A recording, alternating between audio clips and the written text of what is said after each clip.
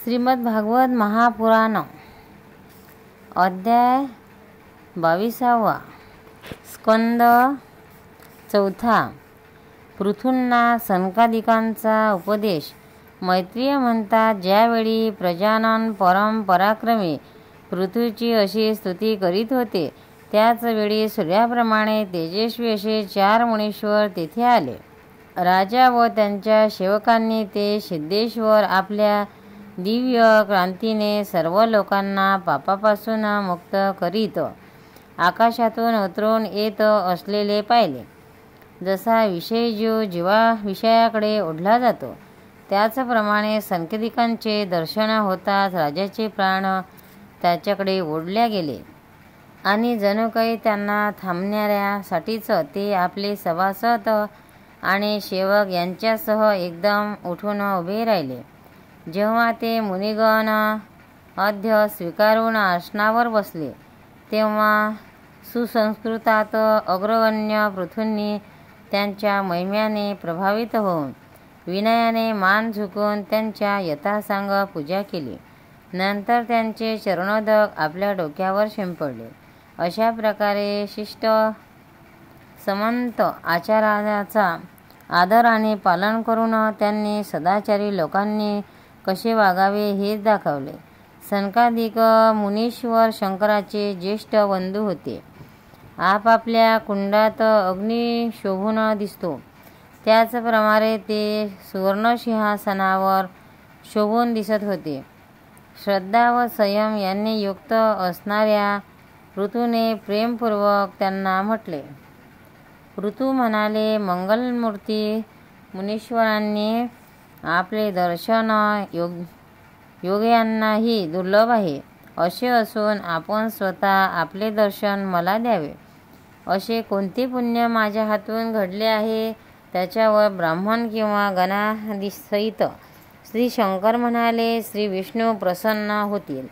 ज्याला इहलोकात आणि परलोकात कोणती वस्तू दुर्लभ आहे, जरी समस्त लोकांमध्ये आपला संचार असला तरी पण अनाधिकारी लोक आपल्याला पाहू शकत नाहीत। जसे या दृश्य प्रपंचकांचे कारण महत्त्व इत्यादी सर्वत्र असूनही ते सर्वसाक्षी आत्म्याला पाहू शकत नाहीत, त्यांच्या घरामध्ये आपल्यासारखे पूज्य पुरुष, ज्यांचे पाणी, धान्य, जमीन, स्वतः गृहस्वामी किंवा सेवक इत्यादींचा मनापासून स्वीकार करतात, ते गृहस्थ धनहीन असूनही भाग्यवान होत। त्यांच्या घरामध्ये कधी भगवत भक्तांच्या चरणोदकाचे थेंब पडले नाहीत। ते सर्व प्रकारच्या ऋद्धिसिद्धींनी परिपूर्ण असले तरी त्यांच्यावर साप वास्तव्य करतात, अशा वृक्षाप्रमाणेच होत। मुनीश्वरांनो, आपले स्वागत असो। आपण बाल्यावस्थेपासून मुमुक्षूंच्या मार्गाने जात एकाग्र चित्ताने ब्रह्मचर्यादी महान व्रताचे मोठ्या श्रद्धेने आचरण करीत आहात।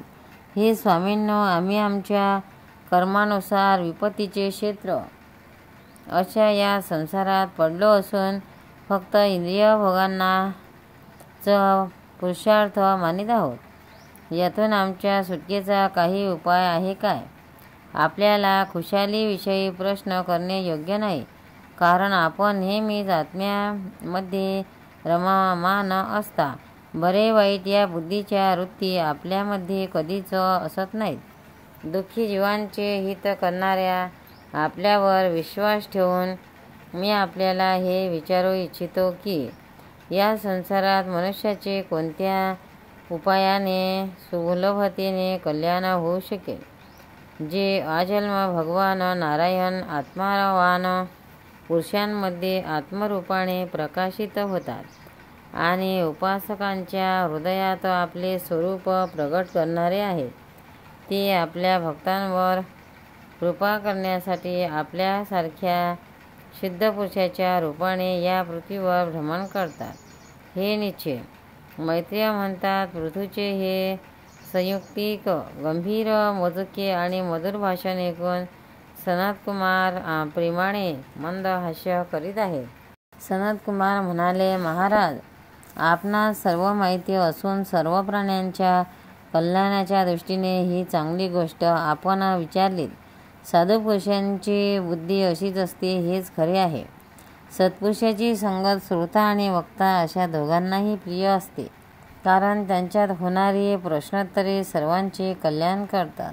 राजन, भगवंताच्या चरणकमलाच्या गुणानुवादात तुमचे अविचल प्रेम आहे हे निश्चित. सर्वांना हे प्राप्त होणे कठीण आहे, पण हे प्राप्त झाल्यावर ते हृदयातील वासनारूप मल सर्वथा नष्ट करते.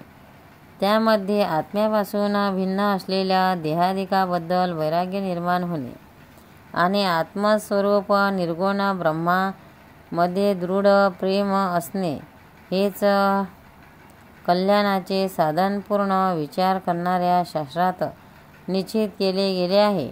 गुरु आणि शास्त्र वचनावर विश्वास ठेवल्याने, भागवत धर्माचे आचरण केल्याने, तत्वजिज्ञासेने, ज्ञानयोगाच्या निष्ठेने, योगेश्वर श्रीहरीच्या उपासनेने, नेहमी पुण्य कीर्ती भगवंताच्या पवित्र कथा ऐकल्याने जे लोक धन आणि इंद्रियाच्या भोगातच रममाण झाले आहेत, त्यांच्या गोष्टीबद्दल प्रेम न ठेवल्याने, त्यांना प्रिय असणाऱ्या पदार्थाचा संग्रह न करण्याने, भगवद्गुणामृताचे पान करण्याखेरीज इतर वेळी आत्म्यामध्ये संतुष्ट राहून एकांतात राहण्याविषयी प्रेम ठेवल्याने, कोणत्याही जीवाला कष्ट न दिल्याने, निवृत्तीनिष्ठेने आत्महिताचे अनुसंधान ठेवीत असताना, श्रीहरीच्या पवित्र चरित्ररूप श्रेष्ठ अमृताचे आस्वादन करल्याने, निष्काम भावने यम नियम पालन करल्याने, कधीही कोणतीही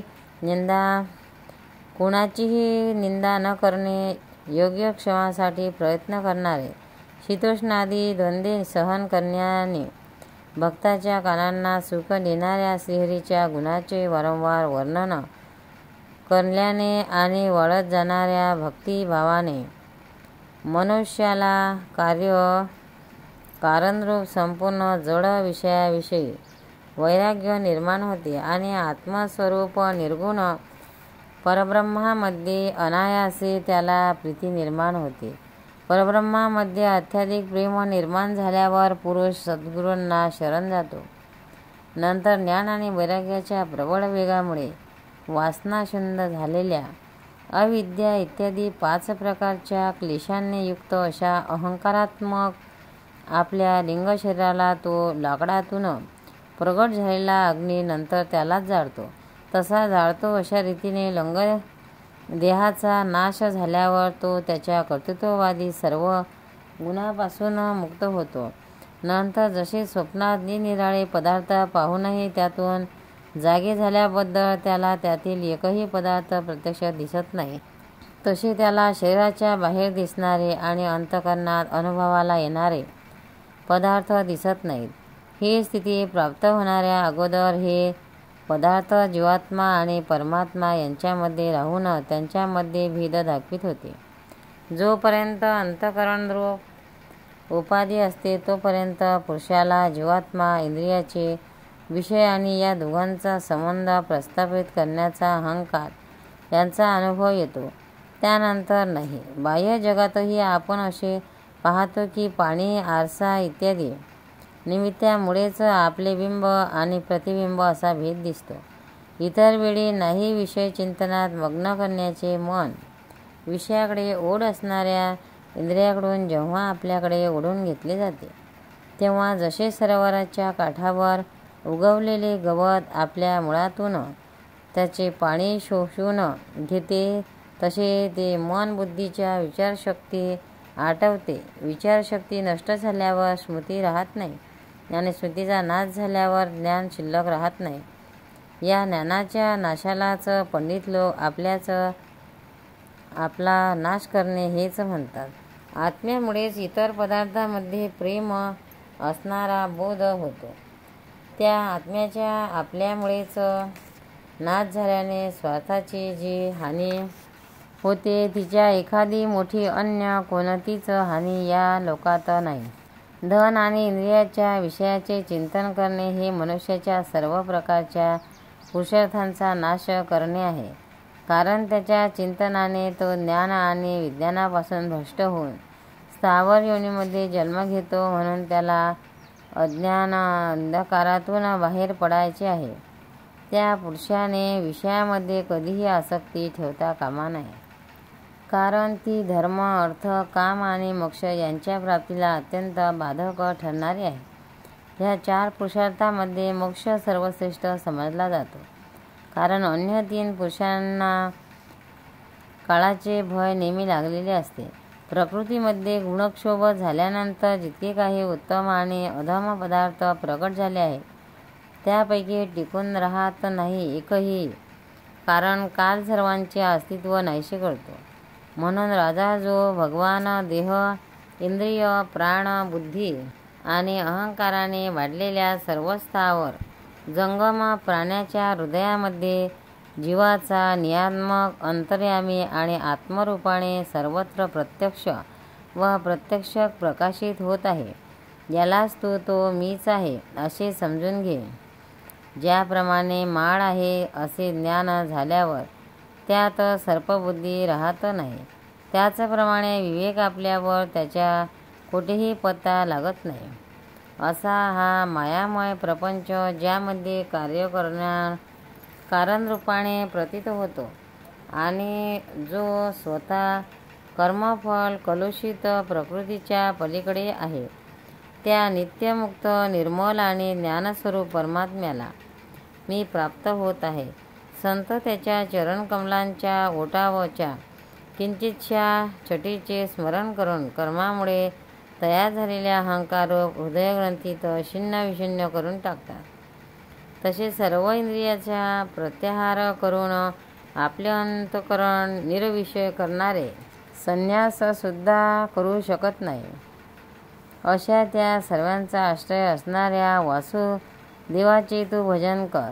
जे लोक मन आणि इंद्रियरूप नगरीने भरलेले आहे, संसार सागर, योग इत्यादी अवघड साधनांनी पार करून इच्छितात, त्यांना तसे करणे कठीण आहे, कारण त्यांना नावाडी म्हणून स्त्रीचा आश्रय नाही.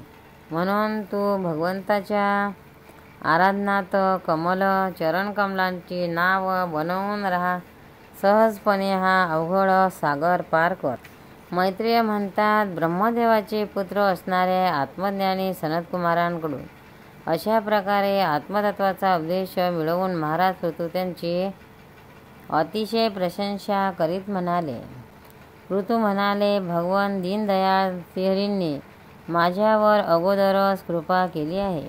तिचे फळ देण्यासाठी आज आपले आगमन झाले आहे. दयाळू असे आपण त्यासाठी याला होता, ते चांगल्या तऱ्हेने पार पडले आहे. आता त्याबद्दल तो आपणास मी काय देऊ? माझ्याजवळ तर शरीर आणि त्याच्याबरोबर जे काही आहे तो सर्व महापुरुषांचाच प्रसाद आहे. ब्राह्मण, प्राण, स्त्री, पुत्र, सर्व प्रकारच्या सामग्रीने भरलेले हे राजभवन, राज्य, सेना, पृथ्वी आणि खजिना हे सर्व मी आपल्याच चरणावर समर्पित केलेले आहे. वास्तविक सेनापतित्व, राज्य, दंडविधान आणि लोकांवर शासन करण्याचा अधिकार वेदशास्त्र जाणणाऱ्या ब्राह्मणाचाच आहे. ब्राह्मण आपले अन्न खातात, आपलेच वस्त्र नेसतात आणि आपलीच वस्तू दान म्हणून देतात. दुसरे क्षत्रिय इत्यादी वर्ण त्यांच्यात कृपेने अन्न वगैरे मिळवतात. आपण वेदाचे जाणकार आहात. आपण अध्यात्मत्वाचा विचार करून आपल्याला निश्चित रूपाने समजवून दिले आहे की भगवंताची कोणत्या प्रकारची भक्ती त्यांना प्राप्त करण्याचे मुख्य साधन आहे. आपण अत्यंत कृपाळू आहात, म्हणून आपल्याला या दीनदारारूप कर्मानेच आपण सर्वदा संतुष्ट असावे. आपल्या या उपकाराची परतफेड कोण कशी करू शकेल? त्यासाठी प्रयत्न करणे म्हणजे सुद्धा स्वतःचे असे करून घेणे होय. मैत्रेय म्हणतात, नंतर आदिराज पृथूंनी आत्मज्ञानाच्या मध्ये श्रेष्ठ सनकादिकांची पूजा केली. नंतर त्यांच्या शीलाची प्रशंसा करीत ते सर्व लोकांच्या देखत आकाशमार्गाने निघून गेले. महात्म्यामध्ये अग्रगण्य महाराज पृथू त्यांच्यापासून आत्मबोध प्राप्त करून घेऊन चित्ताच्या एकाग्रतेने आत्मामध्येच स्थित राहून स्वतः कृतकृत्य झाल्याचा अनुभव घेऊ लागले. ते ब्रह्मार्पण बुद्धीने वेळ, स्थान, शक्ती, न्याय आणि धन यानुसार सर्व कर्म करीत असत. अशा रीतीने एकाग्र चित्ताने सर्व कर्माचे फळ परमात्म्याला अर्पण करून आत्म्याला कर्माची साक्षी आणि प्रकृतीहून वेगळा मानून ते सर्वदा अलिप्त राहिले.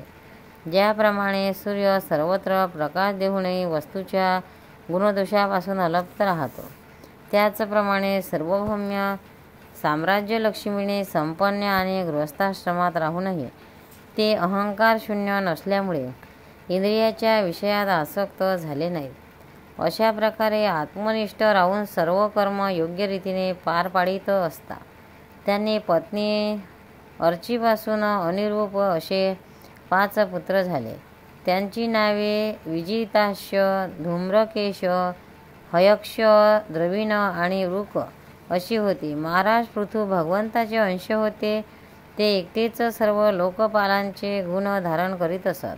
आपले औदार्य, प्रिय, हितकर वचन, मनोहर मूर्ती आणि सौम्य गुणाच्या द्वारा प्रजेचे मनोरंजन करीत राहिलेले दुसरा चंद्रच जणू असे समजून त्यांचे राजा हे नाव सार्थ झाले.